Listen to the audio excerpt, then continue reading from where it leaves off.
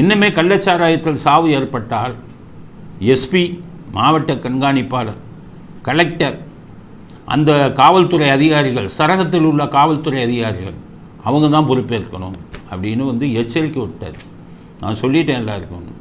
சரி, இவங்கள எச்சரிக்கை விட்டீங்க, உங்கள் கட்சிக்காரங்க காய்ச்சுறாங்கல்ல, அந்த கட்சிக்காரங்க காய்ச்சும்போது இந்த எஸ்பியும் சரக காவல்துறை அதிகாரிகளும் பிடிக்கும்போது உங்கள் கட்சி மந்திரிங்க, உங்கள் மாவட்ட செயலாளருங்க அவங்கள பயமுறுத்தி அவங்கள ரெக்கமெண்டேஷனில் விடுன்னு சொல்கிறாங்கல்ல, அவங்களுக்கு என்ன தண்டனை அதை சொல்லுங்கள். வெறும் எஸ்பிக்கு தண்டனை கொடுத்துருவீங்க உயிர் பலி ஏற்பட்டா?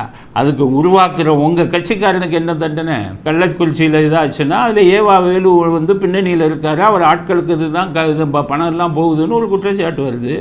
இவங்கள சஸ்பெண்ட் பண்ணுவீங்க, கைது பண்ணுவீங்க. ஆனால் இதுக்கு பின்னாடி இருந்து காய்ச்சலவனுக்கு என்ன தண்டனை? அதை ஸ்டாலின் சொல்லணும்ல.